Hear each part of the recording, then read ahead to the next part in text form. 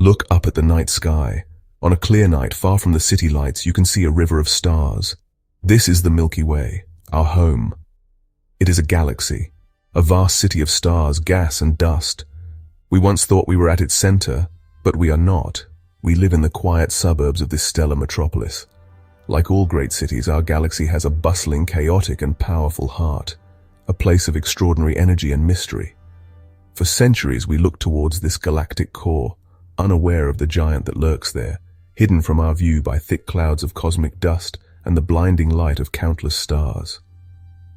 This central point is not just a place where stars are packed more closely together. It is home to something far more extreme, something with a gravitational pull so immense that nothing, not even light, can escape its grasp. What is this powerful secret hiding at the center of most large galaxies? It is a supermassive black hole. The name itself sounds like something from science fiction.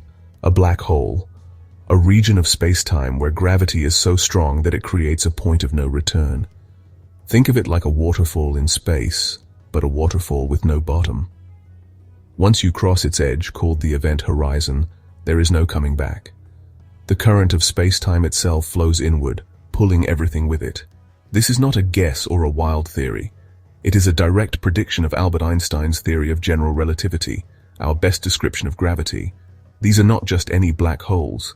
The universe is dotted with smaller ones, formed from the collapse of massive stars. Those are the stellar mass black holes, perhaps a few times the mass of our sun. They are impressive in their own right, but the objects at the centers of galaxies are a different class of beast entirely. They are the supermassive black holes. They are the true giants of the cosmos. How do you study something that is, by its very definition, invisible? How do you take a picture of something that swallows light? We cannot see the black hole itself, so we must look for its shadow. We must observe the effects it has on its surroundings. We look for the light from matter that is being pulled in, just before it crosses the point of no return. Even more incredible, we have now managed to photograph the shadow of a black hole. This was the goal of the Event Horizon Telescope, a global network of radio dishes. They were all linked together to create a virtual telescope the size of our entire planet. In 2019, this incredible project revealed the first ever image of a black hole's shadow. It was in a distant galaxy called Messier 87. We saw a ring of fire, the glowing accretion disk, surrounding a perfect circle of pure darkness, the abyss itself. So what exactly is a black hole? Let us begin with gravity. Gravity is the force that keeps your feet on the ground. Albert Einstein gave us a new way to think about it. He said that massive objects do not just pull on other objects. Instead, they bend and warp the very fabric of the universe, a fabric he called space-time. Imagine a bowling ball placed on a stretched rubber sheet. The sheet curves under the weight of the ball. Now, if you roll a marble nearby, it will not travel in a straight line. It will follow the curve created by the bowling ball. This is gravity. A black hole is what happens when this warping of space-time becomes extreme. It is what you get when you squeeze an incredible amount of matter into an impossibly small space. Imagine taking a star much more massive than our sun and crushing it down to the size of a city. The gravity of this object would become so intense that the curve in space-time becomes infinitely deep. Not all black holes are created equal. They come in different sizes, born from different cosmic circumstances. The most common type are the stellar mass black holes. These are the ghosts of giant stars. When a star that is many times more massive than our sun runs out of fuel, it can no longer support its own weight. The core of the star collapses catastrophically under its own immense gravity. This collapse triggers a spectacular explosion called a supernova, which blasts the star's outer layers into space. But then there are the true titans, the supermassive black holes. These are a completely different class of object. They are not formed from the death of a single star. They are millions or even billions of times more massive than our sun. These giants are not found wandering through the galaxy. They are found in one specific place, the very center of large galaxies, including our own. They are the gravitational anchors around which entire galaxies of hundreds of billions of stars revolve. If supermassive black holes are not born from a single star, then where did they come from? How do you build a monster that weighs as much as 1 billion suns? This is one of the most active areas of research in cosmology. We do not have the complete answer yet, but we have some compelling ideas. The story must begin in the early universe, not long after the Big Bang. In that primordial cosmos, conditions were very different. Gas was much denser, and the first stars were much more massive than the stars we see today. They were true giants, hundreds of times the mass of our sun. Another possibility is even more dramatic. Perhaps the seed black holes were formed not from a single star, but from the direct collapse of enormous clouds of primordial gas. In the early universe, a vast cloud, thousands of times the mass of the sun, could have collapsed directly under its own gravity, bypassing the star phase entirely and forming an intermediate mass black hole from the start. Finding something that is completely black and located 26,000 light-years away, hidden behind thick clouds of cosmic dust, sounds impossible. For decades, the supermassive black hole at the heart of our Milky Way, Sagittarius A, was just a theory. A prediction. We couldn't see it. We couldn't photograph it. So, how did we prove it was there? The answer was not to look for the black hole itself, but to watch what it did to the things around it. We looked for its gravitational influence. We watched the stars. Imagine watching a group of dancers on a dark stage. You cannot see the lead dancer, but you can see everyone else moving. You watch as they spin and twirl around an empty spot at the center. For years, astronomers patiently tracked the movements of stars right at the galactic center. They used powerful telescopes to peer through the galactic dust and monitor a small cluster of stars orbiting an unseen point. What they found was astonishing and beautiful. These stars were moving at incredible speeds. One star, named S2, completes an orbit in just 16 years. To do this, it has to travel at speeds of over 5,000 kilometers per second as it whips around its closest point to the black hole. This is about 2% of the speed of light. An object can only move that fast if it is being pulled by an immense gravitational force. Observing the light from stars and gas near a black hole is one way to find them, but you know there is another way. A completely new way to explore the universe that has only become possible in the last few years. It involves not looking, but listening. We are learning to listen to the sound of space-time itself. When truly massive objects like black holes move and collide, they do not do so quietly. Their immense gravity creates ripples in the fabric of space-time. These ripples, called gravitational waves, spread out across the universe at the speed of light, just like the waves from a stone thrown into a cosmic pond. In 2015, for the first time in history, we heard the sound of the universe. LIGO detected the gravitational waves from two stellar mass black holes spiraling into each other and merging hundreds of millions of light-years away. We listened to the final moments of their cosmic dance, a chirp sound that rose in frequency as they got closer and faster, ending in the silence of their union. For all the evidence we gathered, the ultimate goal remained: to take a direct picture, to see the unseeable. We wanted to see the event horizon itself, but seeing it would require a telescope with unbelievable power. The black hole at the center of our galaxy, though massive, appears incredibly small in our sky. No single telescope on Earth was powerful enough for the job. So astronomers came up with a brilliant solution. What if you could link radio telescopes all over the world together? By doing this, you could create a virtual telescope with a dish as wide as the entire planet. In April 2019, the world held its breath as the EHT team released their first results. They unveiled the first ever direct image of a black hole. It was the shadow of the M87 black hole. We saw it. A perfect dark circle surrounded by a lopsided ring of fire. It was exactly as theory had predicted. That image is now iconic. A supermassive black hole is not just a passive object sitting at the center of a galaxy. It is not simply a drain down which matter disappears. It is an active and powerful engine. It is a fundamental part of the galaxy's life cycle. The black hole's immense gravity acts as a central anchor, a gravitational hub around which the entire galaxy revolves. The stars in the central bulge, a dense sphere of old stars, are held in tight, fast orbits by its pull. Our own sun, along with billions of other stars, circles this distant, unseen heart. The black hole is a messy eater. As it pulls in vast clouds of gas and dust, not all of it falls quietly past the event horizon. A significant portion of this material gets caught in the swirling, chaotic accretion disk. This disk becomes one of the brightest things in the universe. It can outshine all the hundreds of billions of stars in its host galaxy combined. The influence of a supermassive black hole can be even more dramatic than just heating gas. Sometimes these galactic monsters do not just swallow matter, they blast it back out into space with incredible force. As matter spirals towards the event horizon, powerful magnetic fields get twisted up and amplified. These fields can act like a cosmic accelerator. They can catch some of the infalling material before it reaches the point of no return and launch it outwards.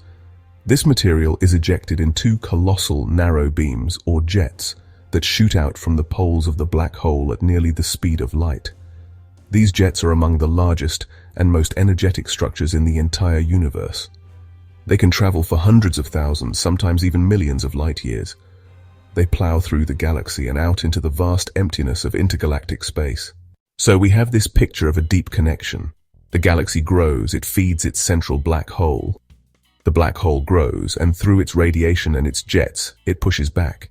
It heats the gas and blows it away, slowing down both star formation and its own food supply. This creates a delicate balance, a self-regulating loop that seems to operate over billions of years. The supermassive black hole acts like a thermostat for the entire galaxy. When the galaxy gets too active, forming too many stars, the black hole's furnace turns on and cools things down. Think of it like a garden.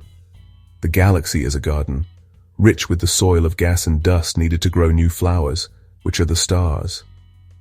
The supermassive black hole is the gardener. For a long time, the gardener allows the flowers to bloom. But if the garden starts to grow too wild, too quickly, the gardener steps in. It uses its powerful energy to trim the garden back, ensuring it doesn't become an overgrown jungle. This process prevents the galaxy from using up all its resources too quickly, allowing it to have a much longer, more stable life. We have a recipe for making a stellar mass black hole. A massive star dies, its core collapses, and a black hole is born. It is a dramatic but relatively well-understood process. But when it comes to the supermassive giants, the recipe book is full of missing pages. The biggest mystery of all is how they got started. How did the very first seeds of these monsters form in the infant universe? We see gigantic quasars, powered by billion solar mass black holes, shining brightly when the universe was less than 1 billion years old. This means they must have grown incredibly fast, which is a profound puzzle for astronomers. One idea, as we have touched upon, is that the very first stars, thought to be hundreds of times more massive than our Sun, collapsed to form the initial seeds. These heavy stellar black holes would have then feasted on the dense gas of the early cosmos. But even with a steady diet, it is hard for our models to make them grow fast enough. This leads to a more exotic theory, the direct collapse black hole. The event horizon of a black hole represents a boundary, not just in space, but in our knowledge. It is, honestly, the ultimate frontier. General relativity gives us a beautiful mathematical description of this region. But what would it actually be like to approach one? What happens to space, to time, and to matter at this extraordinary edge? The theory predicts some very strange effects. As you fall towards the black hole, an observer watching from a safe distance would see your clock tick slower and slower. They would see you appear to freeze in time at the event horizon, never quite crossing, fading away as your light is stretched to infinite wavelengths. From your own perspective, however, your experience would be very different. You would not feel anything special as you crossed the event horizon. For a supermassive black hole, the gravitational forces at the horizon are gentle enough that you would sail right across without being torn apart. Your clock would tick normally, and your journey would continue. But once inside, your fate is sealed. One of the most profound discoveries of recent decades is that supermassive black holes are not rare. They actually appear to be a standard piece of equipment for most large galaxies. Wherever we look, from our own Milky Way to the most distant quasars, we find these giants lurking at the galactic core. This really implies that you cannot understand how a galaxy works without understanding its black hole. They are not just cosmic oddities, they are a fundamental component of the cosmic ecosystem. The universe we see today, with its grand tapestry of galaxies, has been profoundly shaped by the lives of these invisible monsters. This, honestly, raises a fascinating question. Which came first, the galaxy or the black hole? Did small, early galaxies form first, and then grow their black holes? Or did massive black hole seeds form first, acting as the gravitational anchors around which the first galaxies then began to assemble? It is a classic chicken and egg problem on a cosmic scale. Our journey has taken us from the familiar sight of the starry night sky to the very edge of reality itself. We have journeyed to the heart of our own galaxy and beyond, into the deepest realms of space and time. We have come face to face with the universe's greatest monsters, the supermassive black holes. These objects are not just cosmic curiosities. They are fundamental to the cosmos we inhabit. They have transformed our understanding of the universe. We once saw galaxies as serene, majestic islands of stars. Now we see them as dynamic, living systems with a powerful, beating heart, a heart that can create and destroy. The discovery of these giants has forced us to think on scales that are almost beyond human comprehension. They have a mass of millions or billions of suns. They are powered by the most fundamental force of nature, gravity, twisted to its absolute extreme. They warp the very fabric of space-time around them. They launch jets of plasma that dwarf the galaxies they call home. The story of supermassive black holes is not just a story about the universe. It is also a story about us. It is a testament to the power of human curiosity and our relentless drive to understand our place in the cosmos. For centuries, we have looked up at the stars and asked questions. What are they? How do they work? What is our connection to them? This innate curiosity is one of the most noble aspects of our humanity. It has led us on an incredible journey of discovery, from mapping the constellations with our naked eyes to imaging the shadow of the abyss with a telescope the size of a planet. Think of the ingenuity it took to get here. We could not see these objects directly, so we learned to look for their effects. We watched the dance of stars. We listened for the whispers of gravitational waves. We built instruments of breathtaking precision to capture the faintest signals from the edge of the universe.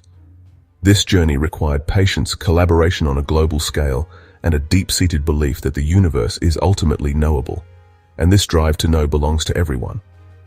You do not need to be a physicist to feel a sense of wonder when you look at an image of a galaxy or hear about these cosmic titans.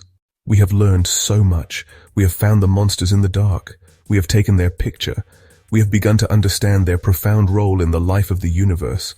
Yet for all our discoveries, we are still at the very beginning of our journey. Every answer we find seems to unveil a dozen new, more profound questions. How were the first seeds born in the cosmic dawn? What really happens inside the event horizon? How does the strange world of quantum mechanics connect with the immense gravity of a black hole? The coming years and decades promise to be a golden age for exploring these questions. New telescopes, both on the ground and in space, will peer deeper into the universe and with greater clarity than ever before. The James Webb Space Telescope is already showing us the universe's infancy, searching for the first galaxies and their black holes. So the next time you look up at the night sky, remember what is hidden there. Remember the silent, spinning giants at the heart of the great star cities. They are a reminder that the universe is more wonderful, more mysterious, and more magnificent than we can possibly imagine. The journey of discovery is far from over. It is a journey for all of us, a grand adventure that will continue as long as we have the courage to ask questions and the curiosity to look up and wonder. The universe is waiting,